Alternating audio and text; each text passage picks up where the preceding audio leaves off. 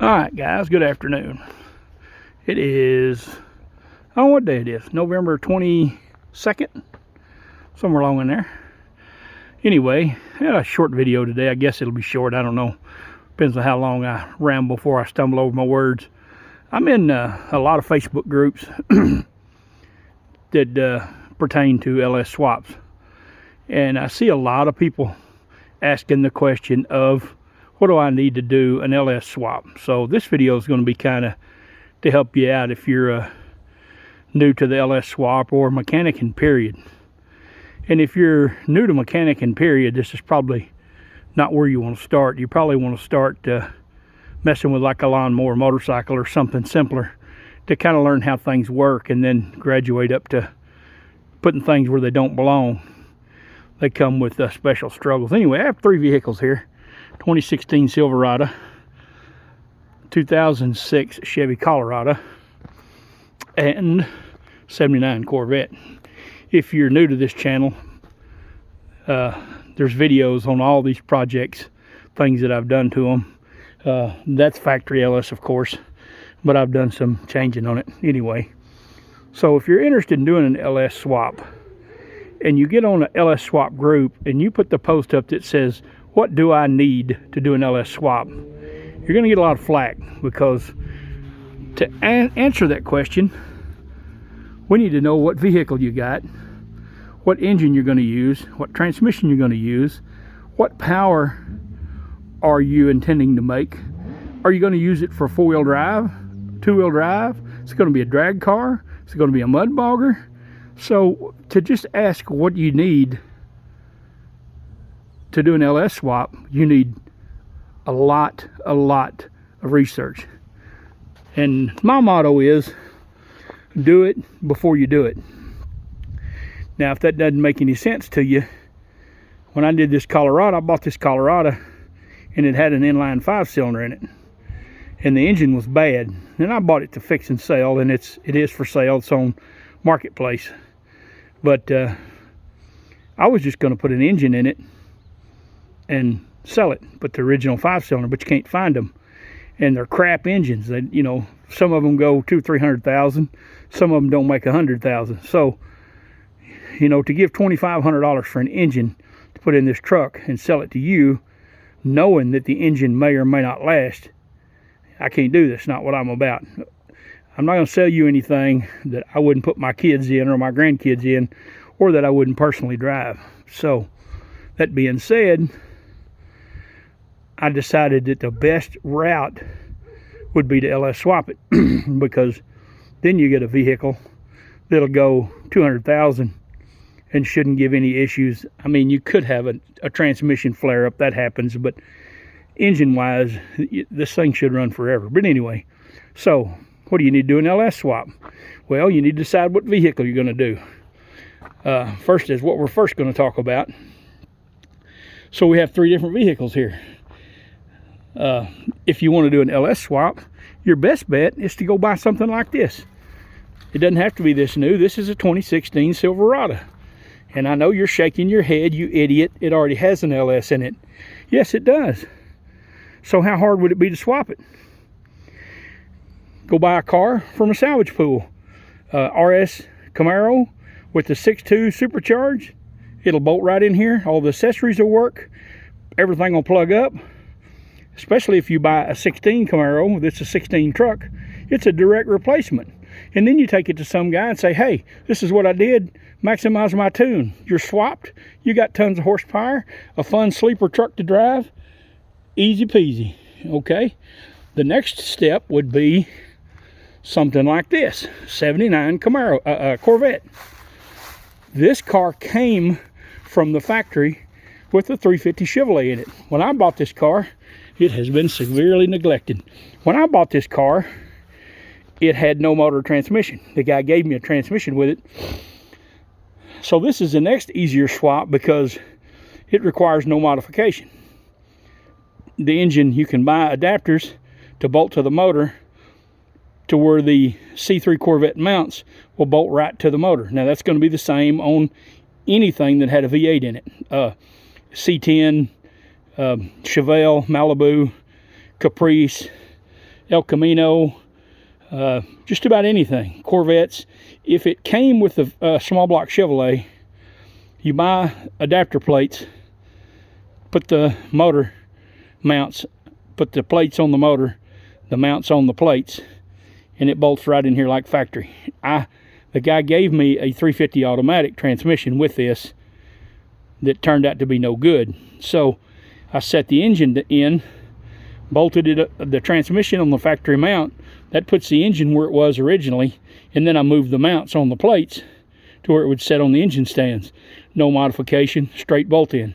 Now you have to do the wiring. So now this truck, this would be putting an LS in where there was never one available.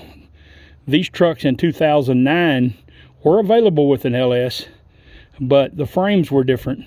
So the motor mounts and all that off the shelf, you can't use to put this engine in this truck like you can the Corvette. So you have to go to the aftermarket. And the best way to do that is whatever you decide to swap. You know, maybe it's a early Corvette, you know, early 50s or early 60s that only came with the, well, I guess the late 50s had V8s, but you know, your Impalas and 55 Chevys and the old 48 or 9 Chevy trucks. See, those never had V8s, so you're going to have to mount the engine yourself. You're going to have to build mounts. You're going to have to adapt transmissions and drive shafts. You know, you're going to have to make all that stuff happen either through your ability or through the aftermarket. Now, this truck is back to you needed to do a lot of research. I ran across a lot of people who are doing these swaps. So in doing that, I run across Current Performance Wiring. They specialize in Colorado S10 swaps. So they sell the mounts. I had to just trim just a little bit off the top of the frame, and the engine bolted right in. Factory cross member, factory drive line. Transmission wouldn't work. You have to change the transmission or modify your transmission. But it bolted in this truck with minimal skills. You know, I didn't have to cut and weld, and I'm blind, so I can't do any of that anyway. But I didn't have to do any cutting or welding or bracing the frame or all that stuff. So that makes this the third kind of logical choice, because the cold air intake is factory 09 Colorado V8. Radiator, AC condenser, all of the AC lines are off of the shelf factory V8 stuff. That's available everywhere. All of it comes from O'Reilly's or Rock Auto or somebody like this. This came from Jegs, I think. So all the front accessories are off of the donor vehicle, which is a 2013 Silverado. This is a 4.8. I like the 4.8 and the 6.0 because it doesn't have DOD. You know, you don't have to delete it. You don't have to worry about lifter failures, none of that stuff. So Current Performance also did the wiring, and we'll get to that in a minute. They didn't do it. They built the harness and I put it in the truck. So like I said, this is doable because this one wasn't available with this motor, but the later ones were. So you can use parts off a later one to make this an easier swap. You know, you don't have to have mad fabrication skills. Exhaust manifolds are factory V8, fit right in there. So the only thing custom on here is, of course, the exhaust and the wiring harness in the computer. So now if you do a 49 Chevrolet, this engine's not going to bolt in here, and there's not going to be anything in the aftermarket to make it bolt in there, unless you do a high-end chassis swap where you tell them, build me a chassis for this truck that fits this motor. You know, then it'll bolt in. But if you're doing it in your garage, you're not going to do that. You're not going to spend $15,000-$20,000 on a frame just so you can put an LS in your truck. You're probably going to swap the cab to a later model chassis. Is probably the route I'd go if I did one. But anyway, that fixes the rear end and transmission and all those issues. Anyway, so that leaves you to, you've got this motor in. Now you have to make it run. First thing you need is wiring. Now this truck has the computers over there. It has a plug going from the computer in the firewall, and it also has a harness going over here to the fuse box. So if you was going to build your own harness, that'd be kind of difficult. Most of these LS harnesses the ones that you're going to get with your motor from a wrecking yard, all of the wiring on the engine goes to the ECM, and then there's another plug on the ECM that goes to the truck. So you just cut that plug off at the wrecking yard, and you can use that plug to wire it to your truck to make everything work. And then of course you have to reprogram your computer. So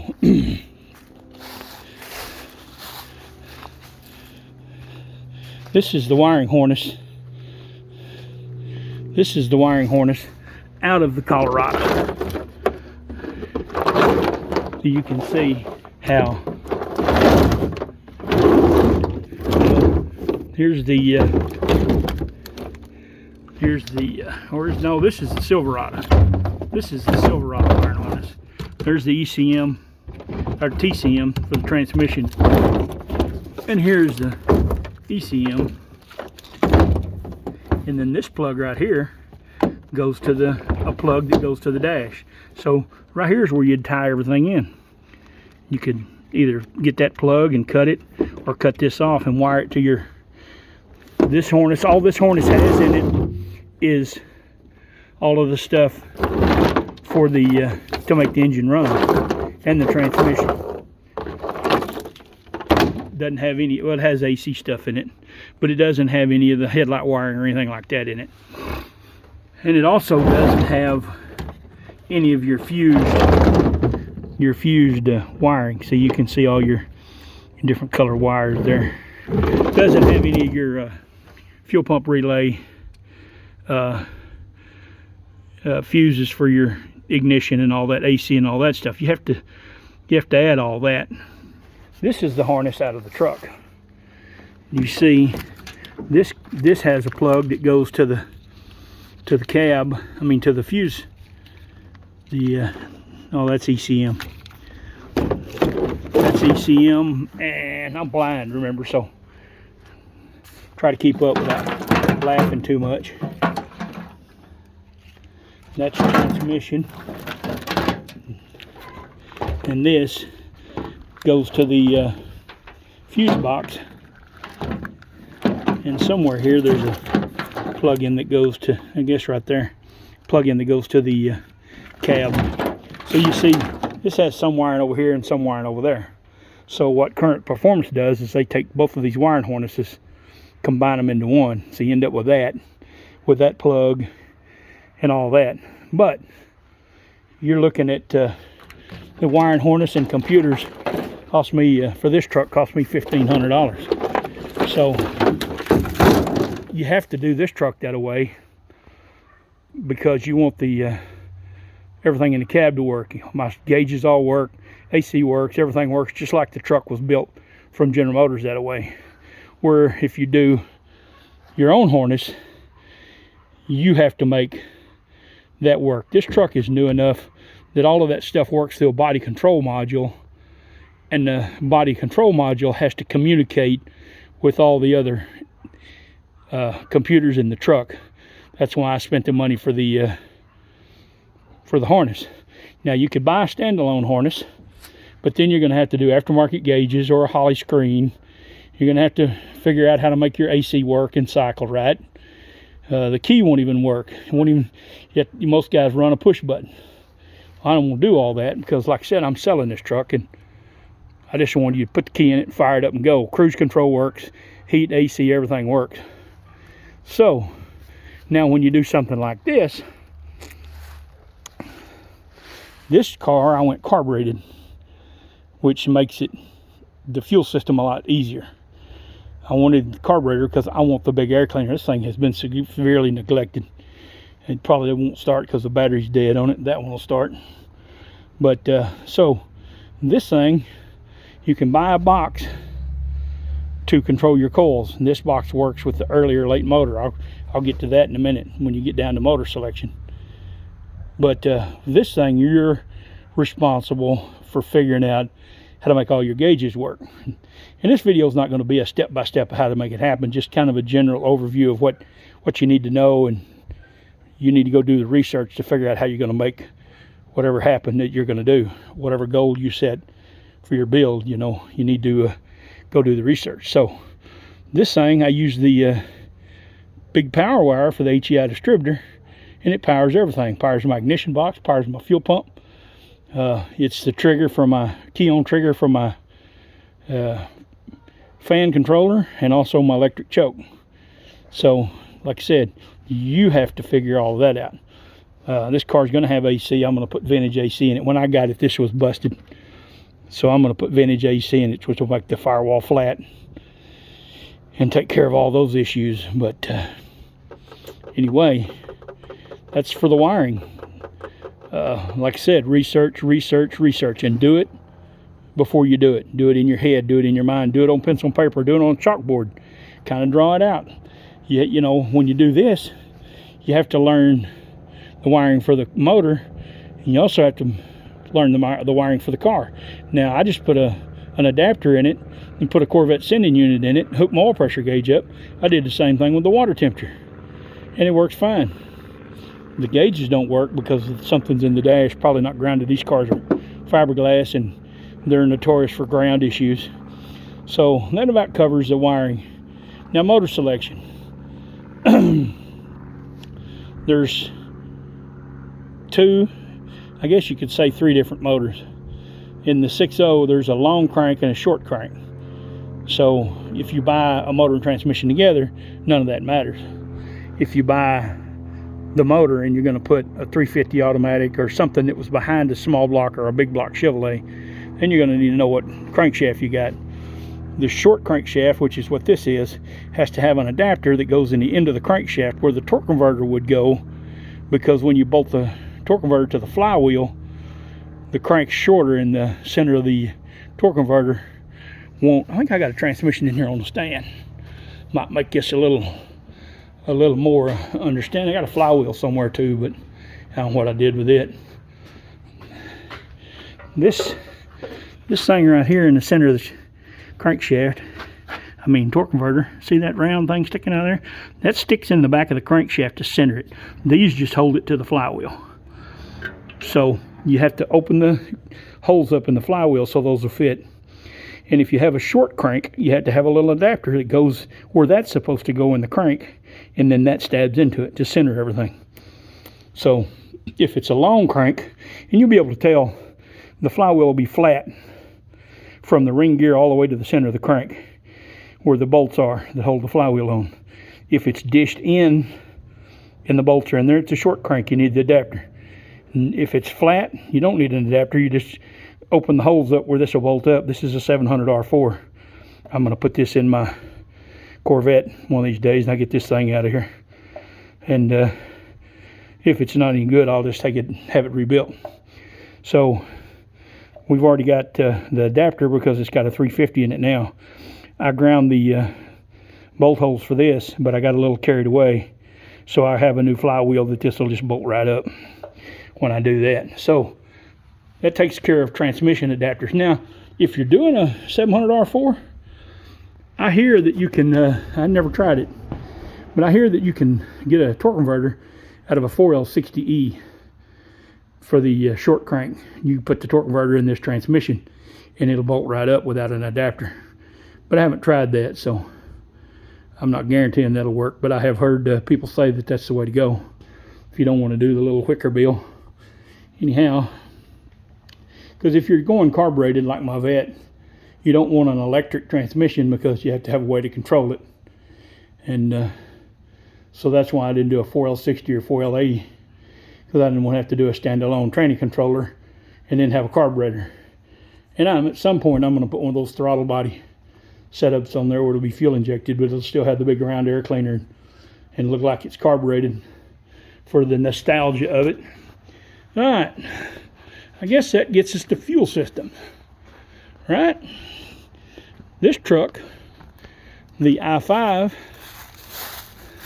has a non-return fuel system. It's only got one fuel line, and the pressure is controlled by a regulator in the fuel tank. That's the way the 5-cylinder was rigged up. That's also the way this engine was rigged up. So why change it? I just plugged it up and works fine. I didn't even have to build a fuel system. I didn't have to add a return line. A lot of guys do that. Now, you know, if you start doing horsepower gains, big horsepower, you're probably going to need more fuel. You're probably going to need to go to something with a return where you can shove more volume through it. And of course, at idle, it has to be able to get rid of that volume, and at wide open, it's going to use a lot of it. So this single donor motor, everything's the same, plugged right up, no issue. Okay. This, if you're used to the small block, all of these motors are fuel injected, so it doesn't have provisions to put a mechanical fuel pump on it like a 350 or 454. I think they actually stopped doing that in the later model 350s. I'm not sure, but I believe they did. The Vortec ones, 96 up, I don't even think it had a place, had the bolt holes there, but the block wasn't knocked out. So all I did is put a click clack under the back by the fuel tank, which it already has a rubber line. So I just went from the tank to the pump, from the pump back up to the factory fuel line, put a filter down there, right to the carburetor. Works fine, plenty of fuel. Now some of these motors have a return line, and you'd have to add that to your tank. Like this, you'd have to add a return line. If you were going to fuel inject this, you'd have to add a return line. I would probably put the regulator back there, and then you wouldn't have to run a whole line. You could do it back there and go right to the tank with it instead of putting it up here and having to go all the way back. You can get the Corvette was it C6 fuel filter. It has a regulator built in it and a return. Just put it back there and problem solved. All right, that's fuel, and that's wiring. And so we got motor selection. Back to motor selection, I think I got sidetracked. There's kind of 3 motors. And this motor, there's 2 of. Like I said, there's a long crank and a short crank. There's also the early and late version of this engine where the knock sensors are in a different place. Cam sensor is in a different place. It's Gen 3 and Gen 4, I believe, or Gen 2 and Gen 4, I believe is what it is. Gen 2 and Gen 4 are iron block motors. Gen 1, Gen 3 are aluminum block motors. If I'm not right, you feel free to correct me. I'm not a big channel. I don't have any haters, so might not be nobody to correct me. But anyway, this motor is a Gen 1 or Gen 2 early. It has the cam sensor up here and the crank sensor down there by the starter. 2 knock sensors in the intake valley. And then, of course, temperature gauge in the head over there. This motor is a 2013 Gen 4. Iron block aluminum heads. This has the crank sensor down here on the side of the block by the starter, same place as that. But it has the cam sensor in the timing cover instead in the back there. The knock sensors are on each side of the block down low, which I don't know why they didn't do that originally, but because it picks up cam noise when they're high in the engine like that. Down low, they just pick up the crank noise, which is what you want. You want the piston clatter to pull the timing back. That's what the knock sensors do. They sense the spark knock and they back the timing off till it stops. So this Gen 4 iron block aluminum heads, cam sensor in the timing cover. This has VVT too, the variable valve timing, but it's not hooked up. The provisions wasn't in the harness for it. So cam sensor, knock sensors in the block, crank sensor in the same place. There's 2 different color crank sensors, I think, white and gray or white and black. This motor is a 24X, which means on the crankshaft, it has inside of the engine, it has a wheel, kind of like a motorcycle sprocket, has teeth on it. This motor has 24 teeth. They call it 24X, which is what the crank sensor picks up. So the computer has to see that. It has to know which engine you got. If you do Holly Terminex, they're adaptable either way. But if you do a GM wiring harness that you make yourself in a GM computer, you have to have the computer that goes with the 24X. This engine is 58X. They have a different colored sensor, but I don't remember exact colors. And I've heard you can change those rings, so I don't know about that. I've never done it. So I'm not going to tell you it can be done if I haven't done it. I've heard it can be done, but you'd have to do it before you do it. You know, don't knock your tone ring off, and then that's the technical term for the wheel with the teeth on it. It's a tone ring. They use them in wheel speed sensors and all kinds of stuff. Anything you want spinning, you want to see how fast it's going, you put a tone ring in a sensor. So like I said, do it before you do it. Do all your research.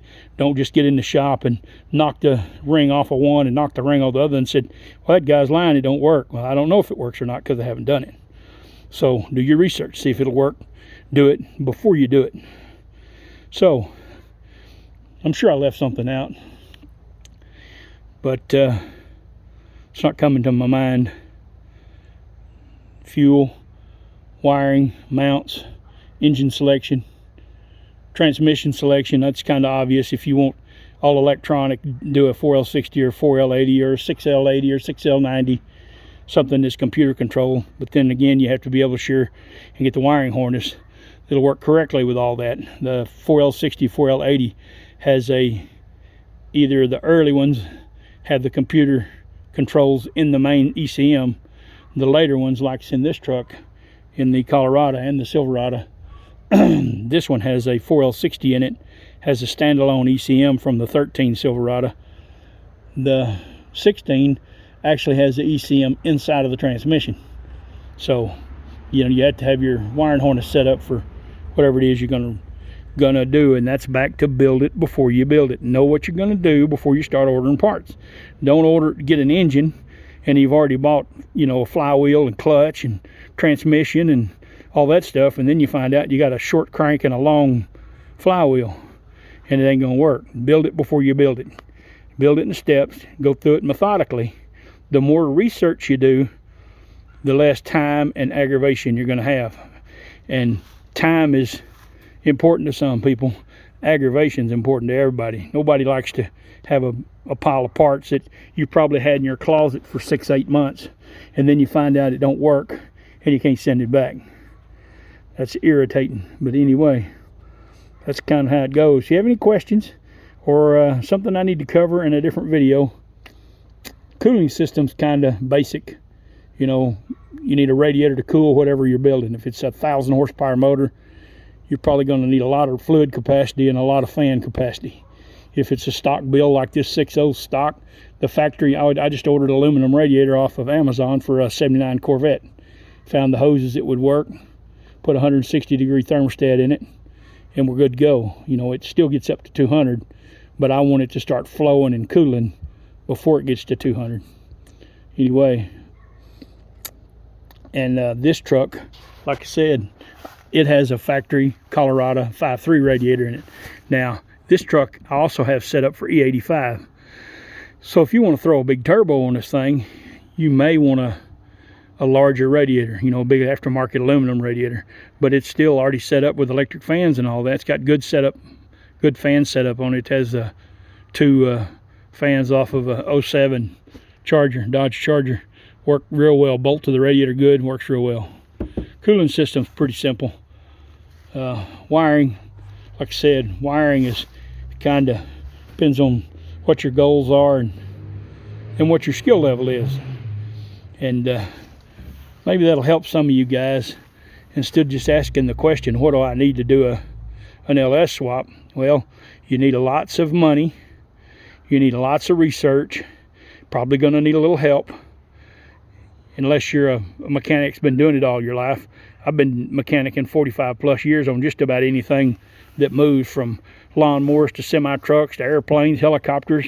I've helped somebody work on something, just about anything you can think of. But still, occasionally, you run into something that maybe you don't need as much help with as you need a fresh set of eyes. So it's good to have friends.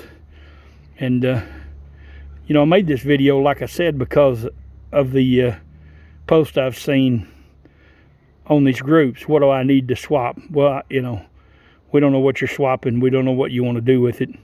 We need more information. So if you do a post like that, say, look, you know, I've got a 72 Trans Am and a 6.0 motor. What's the best way to put them two together? instead of just saying, what do I need to do at LS Swap? Well, you need education and a bankroll. So, I appreciate y'all watching. Hope you stayed to the end. The video, I'll upload this video right now. If you have any questions or any comments, I'd like for you to watch all my videos. Some of you may have come to this channel because of this video, because I'm going to label it. I usually label my videos for my projects. This one I'm going to put a random LS Swap tag on it, like LS Swaps for Dummies or First Timers or something. And so a lot of people will probably see this that hasn't followed my channel. So please watch all of my videos. I buy and sell just about anything. But I always have some kind of a fairly major project going, like this Corvette or even this truck. But along the way, I buy and sell cars and fix them and flip them and use the profit to buy parts for this car, because I'm not monetized yet. So I don't have DD Speed Shop money. I can't spend all that crazy money on projects that I may or may not ever get around to. Anyhow, that I like watching that guy. He's pretty cool. He does stuff like I do. You just bail into it and make it happen. Whether it's supposed to be done or can be done or can't be done, you just go until you can't go, and then you worry about it. So anyway, watch all my videos. They all have something educational in them, or a little humor. You know, I had a Father's Day video that's pretty good about my youngest son stealing my Corvette, and I busted him before he did it, and he finally come clean, sent me some videos where he went out and had a good time, and cost me a head gasket. So I got this thing running a couple of days ago, and it's just blowing water out of the radiator. So get to put head gaskets on it, and you know, if I got to pull the heads off of it, I might as well put some 243s on it, some better heads. I won't put a cam in it, but golly, I don't want to tear into that. Anyhow, appreciate y'all watching. I'm done rambling. Like, share, follow, tag, share it to your social media, and tell all your friends, and y'all have a great holiday.